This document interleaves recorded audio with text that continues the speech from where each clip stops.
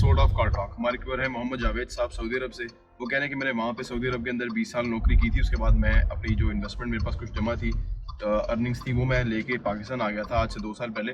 उन्होंने फैसलाबाद के अंदर 3 घर बना के सेल किए, 3-3 मरले के। अब वो कह रहे हैं कि मैंने उस पर प्रॉफिट ज़रा नॉर्मल से ही रखा था ताकि वो जल्दी सेल हो जाए, और मैंने अच्छा बनाया था। तो जो उन्होंने लिया है उन्होंने बड़ा पसंद भी किया, और उन्होंने कह रहे हैं कि मेरा जल्दी जल्दी वो सेल हो गया, मुझे अच्छा उसके ऊपर रीजनेबल प्रॉफिट थोड़ा बहुत मिल गया। अब वो कह रहे हैं कि मेरे पास आगे इतना वो है नहीं बजट कि मैं ज़्यादा घर बना सकूँ, लेकिन मैं चाहता हूँ कि मैं ज़्यादा घर बनाऊँ, मतलब 15-20 घर एक साथ बनाऊँ मैं।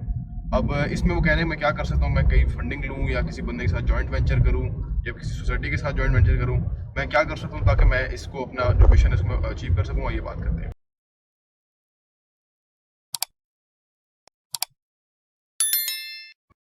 बिस्मिल्लाहिर्रहमानिर्रहीम, अस्सलाम वालेकुम रहमतुल्लाहि व बरकातहू। देखिए जी, आप माशाल्लाह से काम में चल पड़े हैं, और जो जहाँ तक बात है फंडिंग की, बिल्कुल आप इन्वेस्टर्स ले सकते हैं, लेकिन इन्वेस्टर का याद रखिएगा कि आपको प्रॉफिट शेयर करना पड़ेगा। पहले ही आपने नॉर्मल एक प्रॉफिट पे चीज़ करी है, और दूसरा अब आप जब किसी को बुलाएंगे तो फिर प्रॉफिट और आपका कट हो जाएगा। लेकिन इस केस में आप कह रहे हैं कि मैं 10-20 घर बनाऊँ 3 की बजाय, तो वो उस हिसाब से फिजिबल होगा। देखिए, एक बात याद रखिए, जो भी हुनर आपने लर्न किया है या आपने उससे पैसे कमाए हैं, ये बहुत बड़ी साइंस है जो आपने सीख ली है, और उसमें आपको कॉन्फिडेंस आ गया है। देखिए, जो फंडिंग लेने का या इन्वेस्टर्स को इन्वॉल्व करने का है, उसको फिर इस तरह इन्वॉल्व कीजिएगा कि उनको आप प्रॉफिट में शेयर करिएगा, कंपनी में शेयर नहीं करिएगा। एक कंपनी बना ले अपनी, ठीक है, जिसके अंदर के आप घर बनाते हैं। अब आप मल्टीपल इन्वेस्टर्स को लाएंगे, उन्हें आप कहेंगे जी आप फर्ज करें हमारे साथ 1 करोड़ रुपया इन्वेस्ट करते हैं, तो ये फिजिबिलिटी है, ये प्रीवियसली कॉस्ट थी, अकाउंट्स बनाएं बाकायदा, सो दैट के क्लैरिटी आए। बिजनेस में ना क्लैरिटी जरूरी है। अगर आपको उसको थोड़ा डाउट होगा कि आपने जो है ना 2 लाख रुपए का खर्चा ऐसे किया और शो नहीं किया, या ज्यादा किया या कम किया, तो वो एक और तरह की मसला हो जाता है। किसी से फंडिंग लेने के मैं इतना हक में नहीं हूँ, क्योंकि आप को ना फिर आप समझ लें एक तरह के जवाबदेह हो जाना पड़ता है। अपना काम थोड़ा भी होगा तो उसमें आप बादशाह हैं, उसमें आपको कोई किसी को जवाबदेह नहीं है। अच्छा, दूसरा जो आपने कहा कि मैंने नॉर्मल प्रॉफिट लिया और मैंने उसमें बेच दिया, यहाँ आपने थोड़ी सी मिस्टेक की है। वो ये कि आपका जो जेन्युइन जो मार्केट का प्रॉफिट है वो आपका प्रॉफिट लेना चाहिए, या उतना उससे थोड़ा कम लें, लेकिन आपको ये नहीं करना चाहिए कि मैंने कम प्रॉफिट लिया है तो क्या आपको फायदा ना हो। देखिए, किसी भी काम में अगर आपको फायदा नहीं होगा ना रीजनेबल, तो वो काम ज्यादा नहीं चल सकेगा। कहाँ तक कब तक आप चलाएंगे? कोई भी काम सोशल वर्क की तरह नहीं होता। लेकिन मार्केट से अगर फिर भी कम है तो फिर ठीक है, और क्वालिटी मार्केट से अच्छी है तो फिर ठीक है। तो ये पैरामीटर्स अपने ध्यान में रखें। अब आपने इन्वेस्टर की जो बात की, तो देखें आजकल तो इन्वेस्टर सारे फ्री हैं। उसकी वजह यह है कि इन्वेस्टर ना उस वक्त वहाँ पैसा लगाता है जहाँ उसको श्योरिटी होती है कि इसमें गारंटेड प्रॉफिट हो। जैसे हमारे प्रोजेक्ट के अंदर लोग इन्वेस्ट करते हैं, तो उसमें हमें पता होता है कि हम ऑलरेडी रेट कम रखा हुआ है, और 6 महीने साल में रेट भी बढ़ जाना है, और ऑलरेडी मार्जिन उनको बाइंग में मिला हुआ है, तो लिहाजा हमें पता होता है कि उनकी फायदा है। तो वो इन्वेस्ट करते हैं और वो हैप्पी रहते हैं, फर्दर भी इन्वेस्ट करते हैं, लोगों को भी रेफर करते हैं।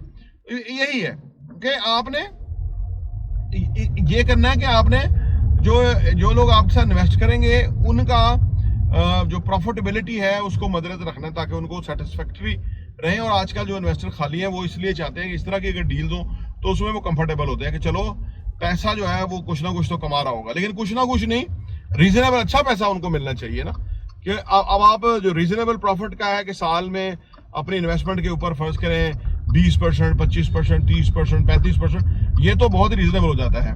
इससे भी ज्यादा प्रॉफिट कमाया जा सकता है। अच्छा, फिर घर बनाने वाले काम में ना काफी, क्योंकि आपकी इन्वेस्टमेंट इन्वॉल्व हो जाती है, हर चीज आप खरीदते हैं, तो बाइंग में भी आप उधर से भी आप बेनिफिट ले सकते हैं, कोई अच्छी डील्स उठा सकते हैं, जो घर में लगेगा तो उससे आपको मार्जिन मिलेगा। फिर प्लॉट जो खरीदते हैं घर बनाने के लिए, वो भी आप कोई अच्छे रेट पे मिल सकते हैं। अगर इकट्ठे लेंगे तो फिर और भी रिजर्व रेट हो जाएगा, या जहाँ आप खरीदेंगे, जो भी खरीदारी करेंगे उसके ऊपर भी आपको एक सर्टेन मार्जिन मिलेगा उसको और आपका राइट भी है, वो मिलना भी चाहिए आपको। तो लिहाजा मेरे ख्याल से ये जो आपकी फिलॉसफी है वो सही है। और अगर इन्वेस्ट के सिनेरियो आपको इन्वेस्टर नहीं मिलता है तो 3-3 घर बनाते जाएंगे, तो देखिए आपका सरमाया 3.5 साल में 20%, जो कि नॉर्मल है, ग्रो करता है 20% मार्जिन, 3.5 साल में आपका सरमाया डबल हो जाएगा। यानी 3.5 साल के बाद आप 6 घर बनाने के काबिल हो जाएंगे, और उससे अगले 3.5 साल में आप 12 घर बनाने के काबिल हो जाएंगे अपने पैसे से ही।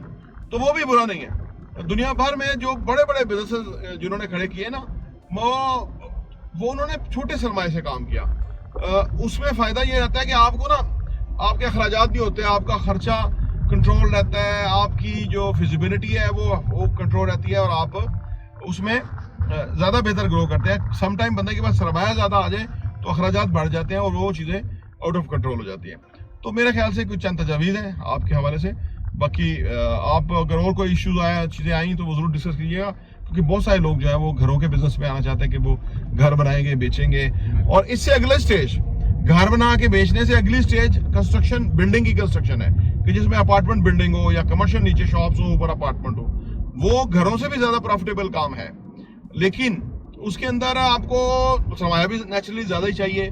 और फिर आप अगर फर्ज करें अपार्टमेंट, आने वाले टाइम में लोग घर नहीं अफोर्ड कर पाएंगे क्योंकि कॉस्ट बहुत बढ़ रही है। तो लिहाजा अपार्टमेंट अगर अच्छे आप दे दें, जैसे हम अपने अपार्टमेंट में अब आने वाले जो नए प्रोजेक्ट्स हैं उसके अंदर हम ऑटोमेशन में जा रहे हैं, किचन ऑटोमेशन उसके अंदर होगी, बाकी लाइट्स की ऑटोमेशन होगी। यानी वो क्वालिटी के जो लोगों को आम घरों में नहीं मिल रही, वो अगर अपार्टमेंट में उनको मिल रही होगी तो वो ज़्यादा प्रेस्टिजियस फील करेंगे रहना और उनको फ़ायदा होगा। प्रॉपर्टी इंटरव्यू देखने का बहुत बहुत शुक्रिया।